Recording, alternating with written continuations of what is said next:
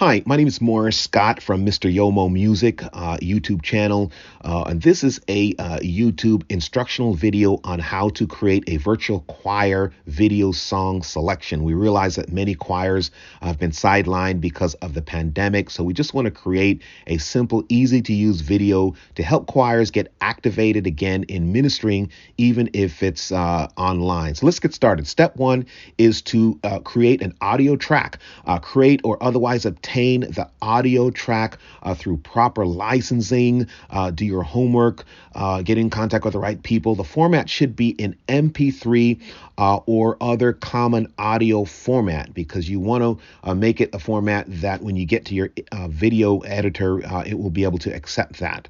And then step two is going to be to enter that music audio track into the DAW, the digital audio workstation, like Logic or Pro Tools. You see that here.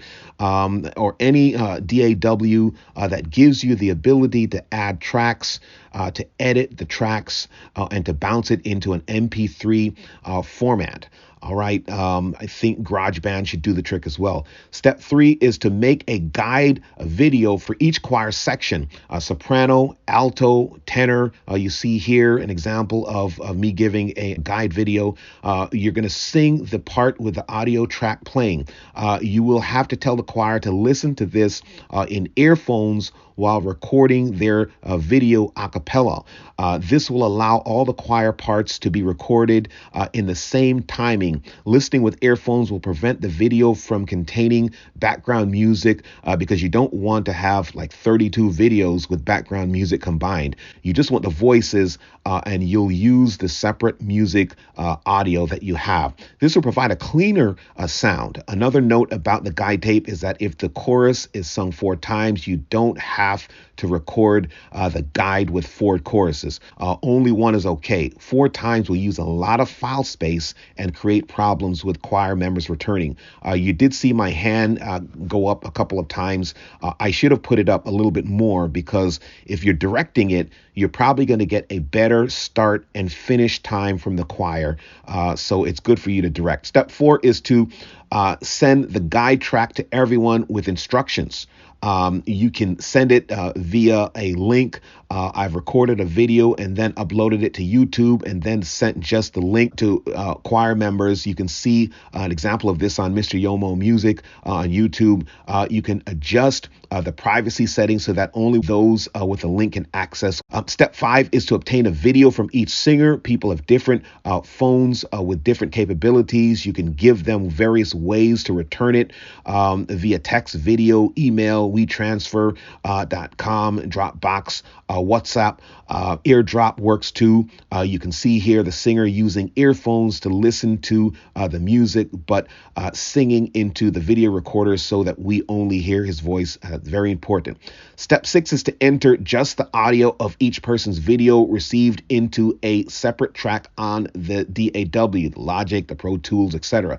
This gives you control over the audio. It creates more work, but it is well worth it. You can do this by copying and pasting the file, as you see here. If you're copying and pasting, you may have to tell the system that you are just bringing in the audio and not the visual, or you can bring in the audio using file import audio file. So you go to file menu, the import and the audio file function on your DAW. Logic does this very well. Sometimes you may have to unlock the SMPTE position. You see that reference there on the menu. You may have to unlock the SMPTE position in order to move the track, in order to edit the track. I didn't have to do it here because it was already unlocked. That's why you don't see it highlighted there. But in some situations, you are actually going to have to do that. So don't think that there's something wrong if you can't edit. Just go into that mode. Once all the vocalists and audio files are imported, step 7 is to mix each audio track to match the timing of the music track. The first step is to label the tracks according to the person's name, so you can keep track of who is who. Some vocalists may need more editing than others. People have different tones to their voice, so you want to use editing to cut out unnecessary necessary audio, and then to adjust the volumes. You see me adjusting the volumes here based upon the volumes of different recordings, based upon the volume of different singers. You want to get the vocalist to be between 2 to 4 feet from their phones in order to get a good audio sound. If they're too close, it's going to be distorted. If they're too far away, it's going to not give you a good signal to noise ratio. And if you're trying to bring up the volume, you're going to bring up the background noise. So you can use this editing to do things like panning, bring it to the right or to the left to get a very thick sound. You can equalize your recording as well. Some singers, you might have to take out some of the lows. You can adjust frequencies depending upon what you hear. You have to really trust your ears. You can further edit by going into your mixer and even adding multiple effects, as you see here, to multiple vocal tracks at the same time through your busing, a process called busing. Here I am setting it up in bus 1. I am labeling bus 1 as background vocals, as you see that I've done, and I am re-highlighting the vocal tracks, and then I'm going to go into that bus that I've set up in order to assign certain effects to it. So you see that I'm going to put some EQ into this bus. I'm going to probably take out some of the lows and put in some of the highs, as you know, I like to do in my vocals, but you don't have to do it that way. I'm going to probably set up some compression in this too, just to kind of control the dynamics. But again, all of this is up to you. You can learn how to do this in other YouTube instructional videos. I'm going to probably add some reverb a little bit. I don't like to add too much reverb in gospel music, but just enough to give it the atmosphere. I still want to preserve the dry sound. So here I'm going into the silver verb, and I'm going to make sure that I have a good amount of dryness, and then I'm going to bring down the wet, which is the reverb. I'm going to bring that down so it's not too much. So you can play around with that. And that way you can actually have you can have control over what your background vocalists sound like. And of course, you're doing all the necessary movements to make sure they're starting at the right time, quantization, and so forth. And so you see the different sections now. Now let's go to step 8, which is to bounce the music and the choir tracks to one MP3 file. You see me setting up the parameters and bouncing the file menu, the bounce. We're setting up the bounce to the MP3. I leave my normalization on. Some people don't. We're setting the parameters of the different measures, and we're also making sure that everything is otherwise appropriate for a good sound. So now we see the bouncing occurring. We see it converting to MP3 format here. And then the next step, now we're moving from audio, the sound, to video, the visual. Step 9 is for each submitted video to crop it to the appropriate size. It's probably not a bad idea for everyone to submit the same orientation, maybe landscape, for example. Try to organize them in such a way that you can access them easily. For example, if it's the A section of the song and it's from a person named Derek singing, then you might call it A Derek. Section 10 now is to organize and take a moment to determine what sections of the song will need to be separate video clips, a verse, a chorus, a vamp section. What are the sections of the song? And again, you don't have to duplicate, you don't have to do the entire song. Most gospel songs don't just move from one section to the other. There are repetitions, so you may have to copy and paste a repeated chorus or a vamp, but again, you don't have to record the entire song with 7 vamps. Section 11 is this: for each person's file, using a video editor such as iMovie, you're going to import the video file as media into the video editor. You're going to drag it down to the timeline, and you're going to trim off the length of each video to start exactly at the first note. You see there's audio at the bottom that you can actually see where it's starting. You're going to trim off the length of each video to start exactly at the first note. You want to be very careful because somebody could have made a mistake and could have started again. So you want to kind of play it and listen to it. But you're trimming off the length of each video to start exactly at the first note of the particular section of the song and to end at the last note of that section, and then detach the audio from the video in iMovie. Again, you don't assume that just because the audio ends that you're at the end of the video, because the person could have made a mistake and then started up again and so forth. So you have to really listen to it to figure out what the end is, and you might have to do some editing. But here you see detaching the audio from the video in iMovie.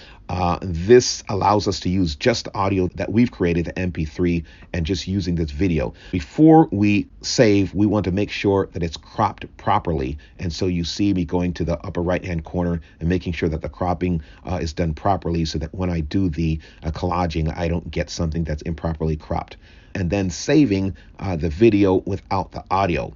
And then the next step is section 12, is to get a video collage app. I am using here VidStitch, which is not bad, but there are others as well. We're going to choose a grid pattern, and we can combine this with section 13 and 14, which is to import the video clips into the Collage app and to begin compounding. If the choir is large, you have to compound by using, let's say, a pattern of 4 and then combining multiple 4 units into a single unit. We have here, for example, a grid of 4. We press the square and the file menu pops up. We pick the video file and it appears in the VidStitch window.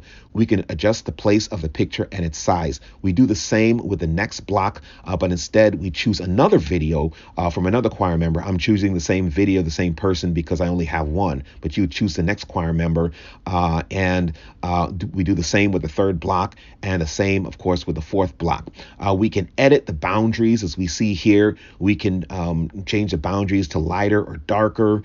We can also do a preview to make sure the mouths are moving simultaneously. So we press the preview button here, and we can see here that they're moving simultaneously. Now, it's easy for me to do that with the same video, but when you have different videos, different people that move their lips differently, that might have started at a different point, you have to make sure that the clipping is precise and make sure that you have everybody moving their mouths at the same time, or as close as you can get it. We see here that we are going to save. We're saving by giving ourselves the best resolution, and then we're pressing the save button. We will compound this by using a horizontal 2-square grid. We'll pretend to have different squares of 4, and we will add them to the 2-square rectangle to make 8. We can adjust the boundaries, preview, and save. We can further compound by choosing, for example, the square with 2 horizontal blocks. We insert 2 video files with 8 each. We are pretending that they both have different people to make 16.